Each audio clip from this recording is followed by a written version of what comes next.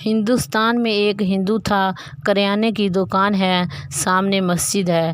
بجلی کا اس وقت دور نہیں تھا۔ اس وقت مٹی کے بڑے بڑے تیر پیالے نما ہوا کرتے تھے۔ لوگ اس پیالے میں تیل ڈال دیا کرتے تھے۔ کپاس کی بتی بنی اس میں رکھی ہوتی تھی۔ ماچس قریب ہوتی تھی، جو آتا جلا دیتا۔ روشنی ہوتی تھی، مسجد روشن ہو جاتی۔ نمازی آتے، اللہ کے گھر آ کر نماز پڑھتے، نماز پڑھ کر چلے جاتے جہاں اور لوگ تیل ڈالتے، اس نیت سے کہ مسلمان نماز پڑھنے اور عبادت کرنے کے لیے آئیں گے، ان کو تکلیف نہ ہو، روشنی مل جائے۔ وہ ہندو ہر جمعہ رات کو اتنا سارا تیل لا کر اس میں ڈال دیا کرتا تھا۔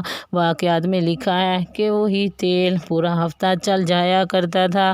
کس لیے؟ اس نیت سے روشنی کا انتظام کرتا ہے کہ مسلمان کہتے ہیں کہ اللہ کا گھر ہے، اللہ کا گھر روشن ہو جائے گا۔ وہ عبادت کرنے آتے ہیں، روشنی میں عبادت کریں گے، اندر آئیں گے، چلے جائیں گے۔ ان کے لیے آسانی پیدا کی، اللہ کی شان ہے۔ کافی عرصہ گزر گیا۔ ایک دن وہ ہندو مسجد کے امام کے پاس آیا، ہاتھ جوڑ کر کہنے لگا کہ جلدی کرو، مجھے کلمہ پڑھاؤ، مسلمان کرو۔ مسجد کے امام نے کہا، کیا بات ہے؟ کیا وجہ بنی؟ کیا مسلمانوں نے تجھے مسلمان ہونے پر تنگ کیا ہے؟ کیا مسلمانوں نے تجھے مارا دھمکایا ہے؟ وہ کہنے لگا، نہیں نہیں، ایسی کوئی بات نہیں۔ امام صاحب نے کہا، بتلاؤ پھر کیا ہے؟ پھر کون سی بات ہے؟ وہ کہنے لگا، 3 دن گزر گئے ہیں، رات خواب میں میرے بابا جی آتے ہیں، بزرگ آتے ہیں، سفید ریش بابا جی میری خواب میں آتے ہیں اور مجھے بار بار یہی کہتے ہیں، او اللہ کے بندے، جلدی کر، کلمہ پڑھ، مسلمان ہو جا، تیری موت آنے والی ہے، تو مرنے والا ہے، یہ دنیا چھوڑ کر چلا جائے گا۔ ہندو بن کر موت نہ آنی چاہیے، اللہ کا سچا دین قبول کر لے، کلمہ پڑھ لے، مسلمان ہو جا۔ اس مولوی صاحب نے کہا، جلدی نہ کر، چلا جا، 1 ہفتہ تیرے پاس ٹائم ہے، سوچ لے، اگلے جمعے کو آ کر کلمہ پڑھ لینا۔ وہ کہنے لگا، پتہ نہیں اگلا جمعہ مجھے نصیب بھی ہوتا ہے کہ نہیں، چل جلدی کر، مجھے کلمہ پڑھا دے۔ مولوی نے کلمہ پڑھایا، مسلمان بنا۔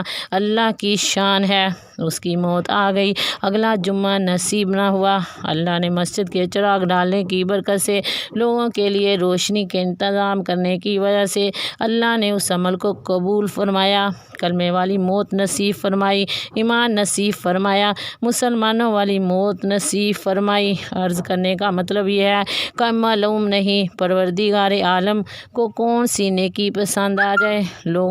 لوگوں زندگی گزارو، اسلام والی موت کی تمنا کرو، کس نیکی کی اللہ اگر توفیق دے، ضائع نہیں کرنا، معلوم نہیں اللہ کو وہی تیرا عمل پسند آنا تھا، اس پر پچھلے تیرے گناہ معاف فرما دیتے، آگے توبہ کی توفیق عطا فرما دیتے، اور شاید اسی پر اللہ کلمے والی موت نصیب فرمائے، ایمان والی موت نصیب فرمائے۔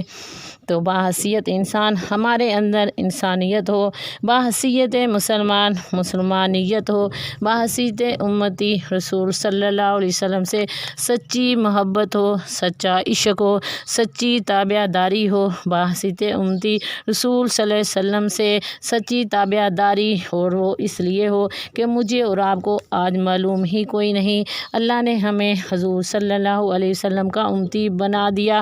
یہ امتی بننے پر اللہ مجھے اور آپ کو کتنی بڑی فضیلت عطا فرمائی، کتنی بڑی شان عطا فرمائی، آج کے مسلمان کو پتہ ہی کوئی نہیں۔ ذرا توجہ کرنا، بیداری سے میری بات کو سننا، امتی بننے کی اتنی بڑی شان ہوگی، کتنی بڑی عظمت ہوگی۔ اللہ کے ایک نبی ہیں جن کا موسیٰ نام ہے، اللہ نے ان کو پیغمبری بھی دی، موسیٰ کلیم اللہ کا لقب بھی عطا فرمایا، ان کا نام ہے حضرت موسیٰ۔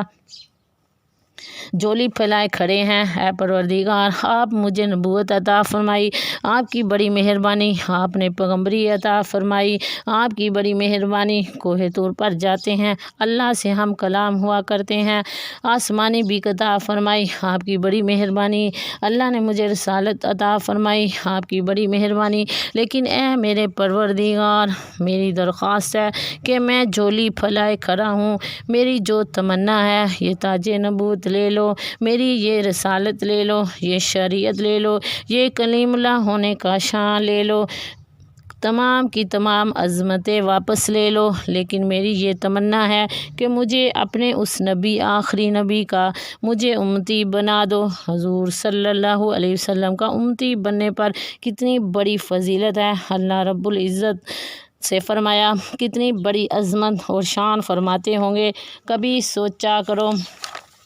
اللہ نے ہمیں حضرت آدم علیہ السلام کا امتی نہیں بنایا، نوح علیہ السلام کا امتی نہیں بنایا، ابراہیم علیہ السلام کا امتی نہیں بنایا، اسماعیل علیہ السلام کا امتی نہیں بنایا، حضرت موسیٰ علیہ السلام کا امتی نہیں بنایا، حضرت عیسیٰ علیہ السلام کا امتی نہیں بنایا۔ اگر بن جاتے صاحب ایمان ہوتے پھر بھی بڑی بات ہے، لیکن اللہ نے ان میں نہیں بلکہ اپنے محبوب نبی کا امتی بنا دیا۔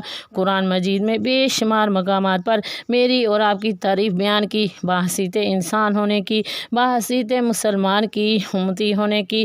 کبھی سوچا کرو اللہ نے ہمیں کتنے عالی شان نبی کا امتی بنا دیا۔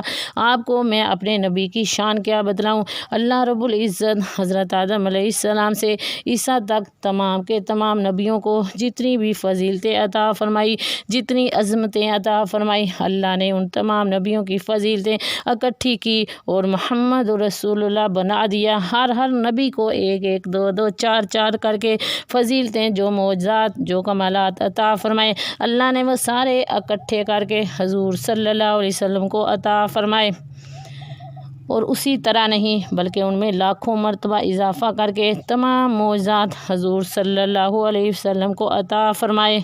مال کے کائنات نے حضور صلی اللہ علیہ وسلم کو جو چیز بھی عطا فرمائی بڑی نرالی عطا فرمائی، صورت بھی نرالی عطا فرمائی، سیرت بھی نرالی عطا فرمائی، انوارات بھی نرالے عطا فرمائے، کمالات بھی نرالے عطا فرمائے۔ اللہ رب العزت نے رہنے کے لیے ملک بھی بڑا نرالا عطا فرمایا، رہنے کے لیے مکہ شہر بھی نرالا عطا فرمایا۔ لمبی چوڑی بات کیا کروں، اللہ رب العزت نے رہنے کے لیے مدینہ بھی نرالا عطا فرمایا، جسد اطہر نکلنے والا پسینہ بھی نرالا عطا فرمایا۔ اسی کو شعر کہتا ہے، حب احمد ازل سے ہی سینے میں ہے، حب احمد ازل سے ہی سینے میں ہے، میں جہاں ہوں میرا دل مدینے میں ہے، پھول تو پھول ہیں کانٹوں میں بھی ہے حضور، پھول تو پھول ہیں کانٹوں میں بھی ہے حضور، لطف جنت سے بڑھ کر مدینے میں ہے، اطہر جنت میں بھی ایسی خوشبو نہیں جیسی خوشبو نبی کے پسینے میں ہے۔ وما علینا الا البلاغ المبین۔